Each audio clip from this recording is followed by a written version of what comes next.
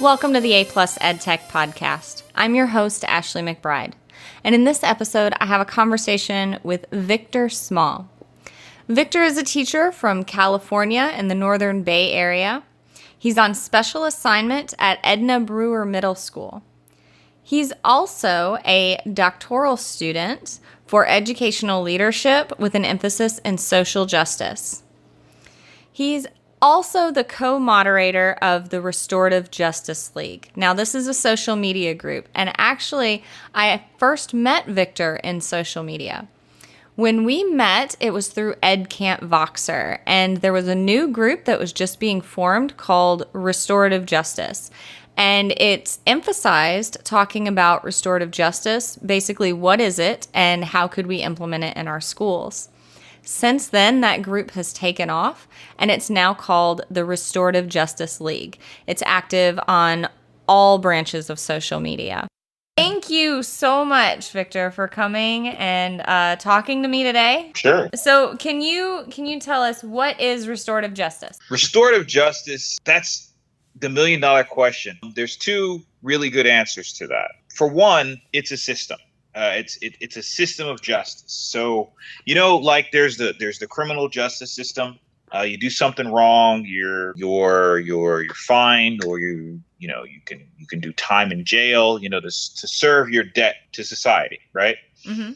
Well, restorative justice as a system doesn't like to look at things in those terms. It's more of, if you cause harm to someone or the state, you then need to restore the harm that was caused. So in a sense, it's a lot more direct of a rehabilitation system. You're able to get past the crime you've committed by fixing what you did, basically. And so when you implement that into a school, it looks like, students aren't, instead of students are getting detentions or suspensions or, punishments doled out based on what they've done.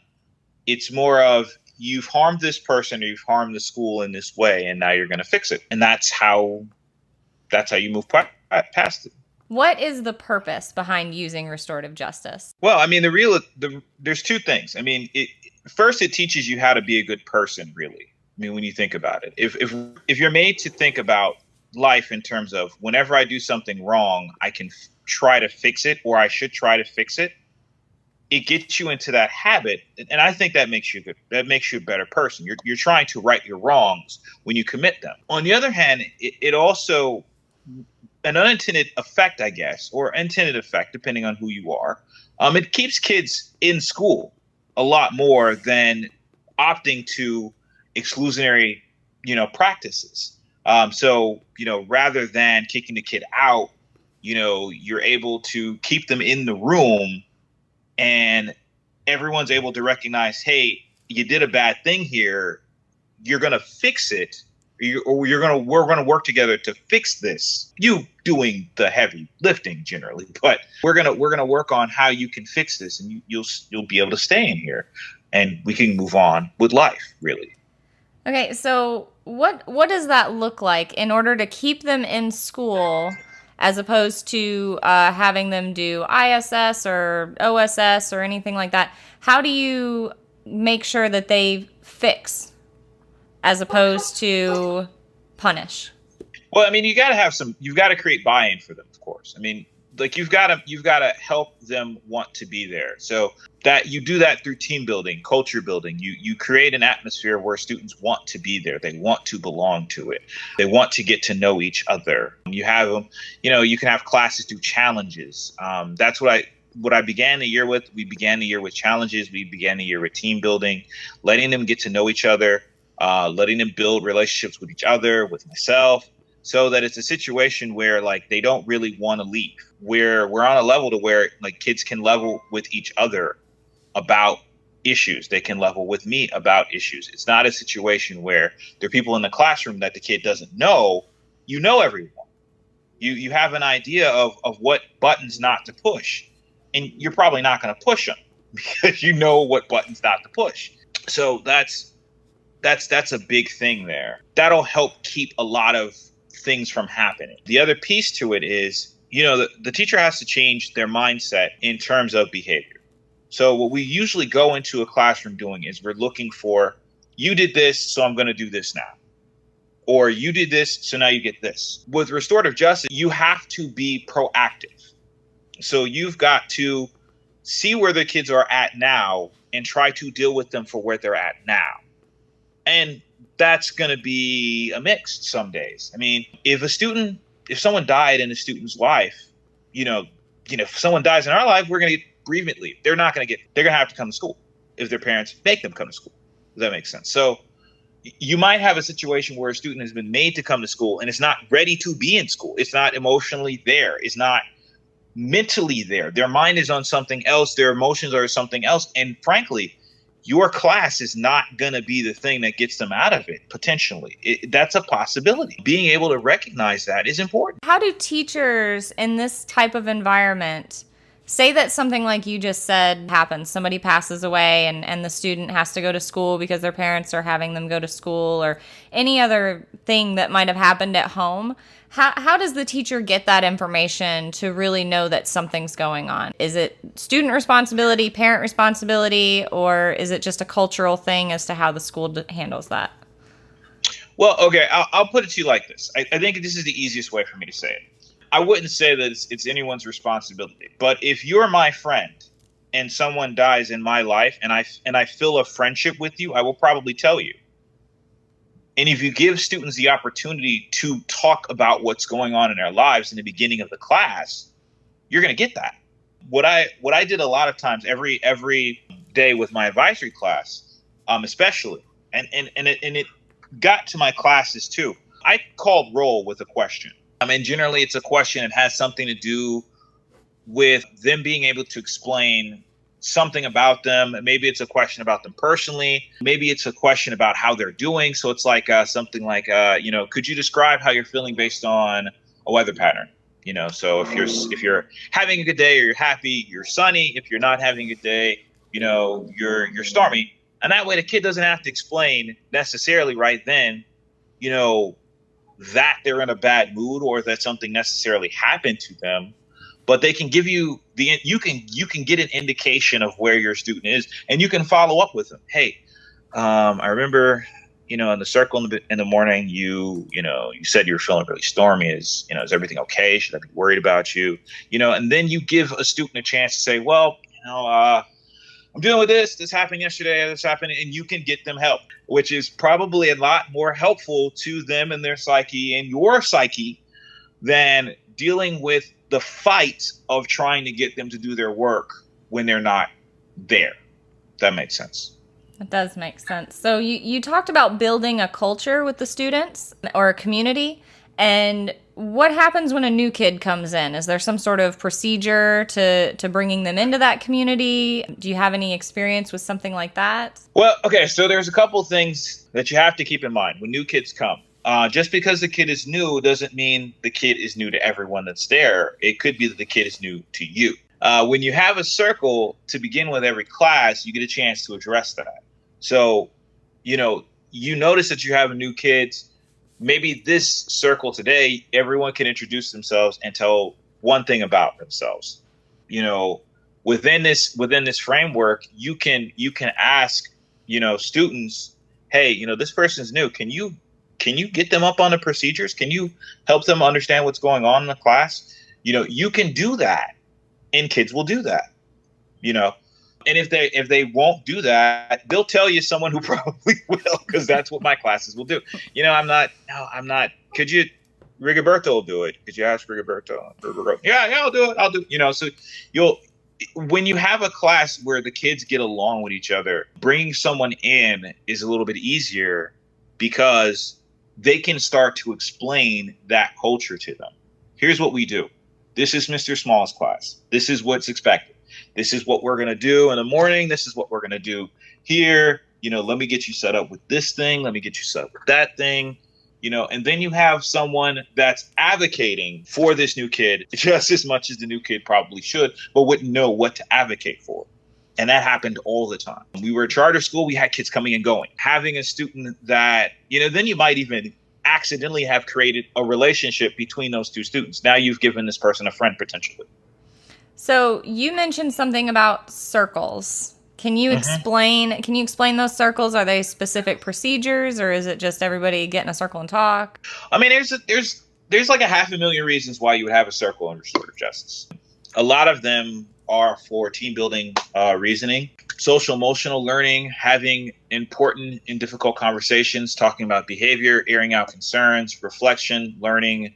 I've taught lessons through it. There's a lot of different things that you can do with a circle that doesn't necessarily come to mind. Like, I've seen teachers that will put their kids into small groups, right? If you're in a circle, you're in a large group. Generally, going into a small group isn't a long thing because people are in a circle. So you guys can just circle up, over there, that side of the room can circle up, you four on that part of the circle can circle up. There's so many different variations and reasons for it. If you remove yourself from the circle, now you have a Socratic seminar, basically. Do you have any methods for teaching students how to interact in the circle? Do you have specific rules or ways to make sure that that students are respecting each other whenever they're in that circle? Well, there are rules to the circle. Once if you get the training for restorative justice, like they go over the rules and the procedures in the beginning of most circles. Like there's a set procedure. There's a reason for everything that you do, if that makes sense. But a lot that goes into it is the understanding that you have power as a teacher. And you're giving the kids a chance to experience being in power. And that's a scary thing. It's a scary thing as a teacher to pass a talking piece around, because we all have those kids in our class that we know, oh man, I don't really want to know what they're going to say out loud right now. But you got to give them that chance to do it. You have to. One of the things that I did at the beginning of when I started, I turned my room exclusively into a circle. And before I did that, I wanted to make sure that we had a shared understanding of what values needed to be in the room. So we took a day and we basically hashed out, here are the values that we're going to work toward in this classroom. And this is an accepted list of values. We all value these words. So for one class, it was respect, tenacity, cooperation. One class put growth mindset. We want to show a growth mindset. If you give them a chance to tell you what they deem to be important, you'd really be surprised what they'll find. And they really want to hold themselves to some standard. There might be one or two kids that have difficulty with that, but by and large, everyone wants to be respected. And so if they understand that, to get respect, it takes respect being shown to others, that really helps too. So as far as the school building is concerned, from administration down, what does restorative justice look like in the school? In a school, there's a commitment to the culture of the school, the culture of the classrooms, the cultures of the grade levels. The culture, every thing has specifics to it. You belong to multiple things. You belong to multiple pieces. And so administration that buys into that understands that, frankly, you're going to need an assembly or two where kids just blow off steam, where they just do a bunch of silliness. Maybe they play a bunch of silly games. Maybe they just dance. You've got to understand that you've got to give kids chances to blow off steam. So as a school administrator, that's something that's got to be worked into the schedule. It's got to be worked into the schedule, time to talk about things that aren't necessarily related to school. You've got to talk about that stuff. Would you say that's one of the harder things to get accomplished as far as like getting this through administration or anything like that, is to make sure that time for that community building, that silliness, that blowing off steam, because there's a lot of standards, there's a lot of stuff we got to get ready for the end of the year, for testing and projects and all that academic stuff that we've got to do. Is this a hurdle that is hard to get through administration, or do most administrators see a value in it? So the administration that I've worked with, and I guess are working with, value the culture. But if your administration doesn't value culture, you might want to show them the research around it. because there's quite a bit of research about making kids feel like they belong somewhere, giving kids chances to get up and move. And that's a problem on the high school level to a large extent. I mean, if kids don't have PE, if they don't have PE in their schedule, you're probably not moving a whole lot unless you're changing classes. So giving kids a chance to blow off steam, giving kids a chance to move around, giving them a chance to be a kid. I mean, you got to give them that at some point. So since we're talking about the school as a whole, how can schools get started using restorative justice? I would suggest you get the training. I would suggest that you get some bias training too. You're going to want some bias training because part of what goes with restorative justice is trying to understand the plight of the children that you have. Trying to understand who they are as people, what's going on in their lives. And in order to understand what's going on in their lives, you have to understand what biases you might be coming into the classroom with. You might not be aware of. And that's not to say that like there's anyone that's like prejudiced or anything like that. But if you belong to a culture that believes things are a certain way, and you have kids that come from a culture that do not believe that things should be that particular way, you're going to clash. Mm-hmm. And so that sort of training is necessary. I would also suggest, but you don't have to get mindfulness training. That would be good. That would really help. That totally lends itself to this. Making sure that you have mediators, the school. If we're talking about like what really helps restorative justice from a school perspective, you're going to want people from the community. You're going to want leaders from the community that want to be there, that want to serve as mentors as well. You're going to want to try to create avenues for students to be able to get employment. You want to give them avenues for that. That's going to decrease the chances of them looking for alternative means of employment, like those illegal ones that we really don't want them doing. Giving them opportunities for these things, giving them opportunities for mentorship, giving them trying to understand the plight that they go through and trying to give them help and advice and counseling going through that. Oh, speaking of counseling, you're going to need more counselors. You're going to need more counselors because you're going to find out how stressed out your kids really are. And they're stressed out. So if you're a teacher in a school and the administration doesn't see the need for restorative justice, is there something that you can implement within your own classroom, even though that overall structure isn't there? So first and foremost, schools are much more effective with it being like a top-down system than it is a bottom-up system. I do want to say that before I give you this advice. So it will work a lot better if it's a whole school thing. But if you the educator say I don't like the idea of being punitive, you can change your own mindset on the way that you look at behavior yourself. You can do that. You can get bias training and restorative justice training on your own. You can read the books on your own. Like those are totally, and they're totally helpful too. I don't think I've read a book on restorative justice that I haven't liked, but I've only read like 4 or 5 books. So I haven't read the library on them, but I've read some pretty helpful things, and they've influenced my practice of it a lot. You can have your kids circle up. You can take role asking those questions of how they're doing. You can check in with them. You can create a personal relationship with them. You can do that. You can team build in your classroom. You can facilitate your students getting to know one another. You can give them choice and voice in their classroom. You can do all these things without your AP or your principal getting involved necessarily. And they will go miles toward giving your students the type of environment that they really need to be successful, honestly, and as less stressed out as humanly possible. So you mentioned that you've read some books. Do you have any particular resources that would be helpful for anyone who's interested in learning more about restorative justice? I mean, aside from the epic like restorative justice Padlet, I mean that's got.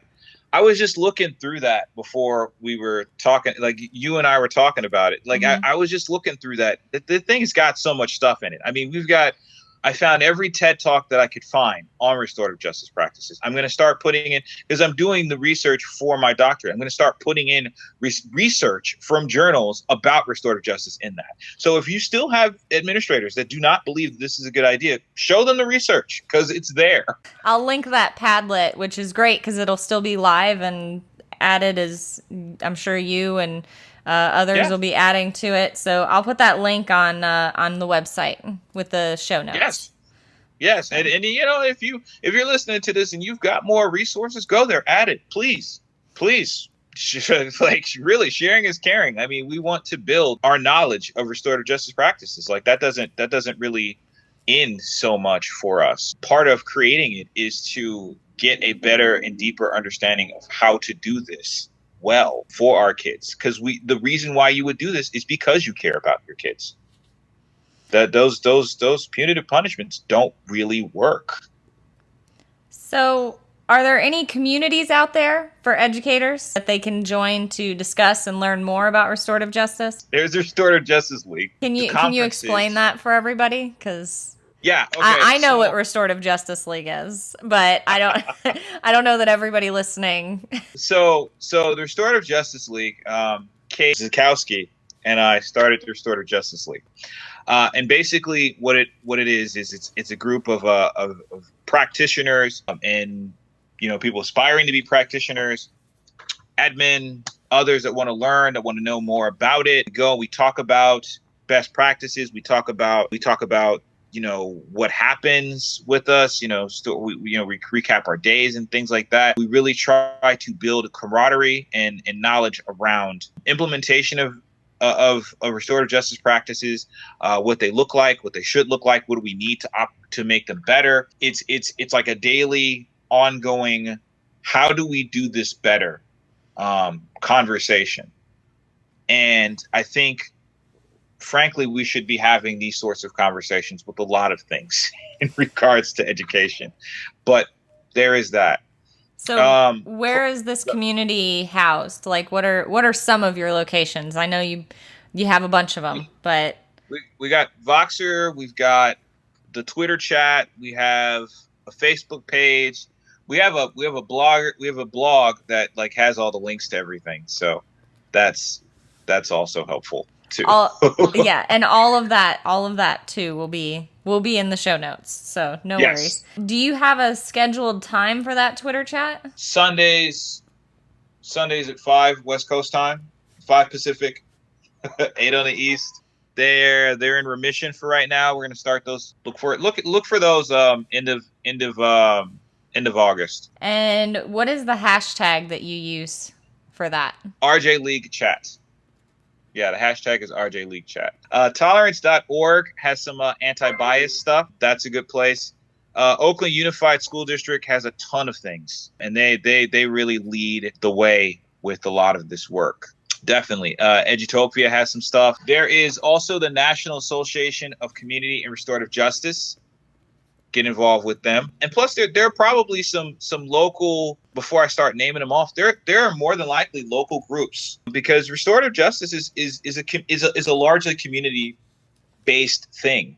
So odds are there's probably a group near you that's doing restorative justice in the community, or trying to do restorative justice in the community, or trying to implement it, especially with youth justice, trying to keep our kids from having their behavior criminalized. Kids could go to jail for misbehaving in school. So do you have any final pieces of advice or tips or tricks for anybody out there who's thinking about restorative justice? Yeah, this isn't a reactionary thing. This isn't a punitive thing. Don't make it. If you really believe that criminalizing children behavior is bad, then this is a good thing to go to. And if you really believe that, criminalizing behavior is bad, you have to come through with the mindset of, I will look to understand my students, and I'll look to listen to my students, and I'll look to create relationships with my students so I can be a better teacher for them. Because that's what happens. You need to be willing to talk about your life. You have to be willing to talk about yourself. You have to be willing to be vulnerable. because truthfully, the person who's most vulnerable first wins in this system. The moment that you're able to start talking about and sharing and letting kids in, the moment that they'll start letting you in, and that makes your job 10 times easier. All right. Well, thank you so much. And where can people find you? On Twitter, it's Mr. Small 215. On Voxer, it's the same thing, Mr. Small 215. I'm always there. Hit me up. That's a good place to get in contact with me. I know Twitter you are and very Voxer. Active on Voxer. Yes.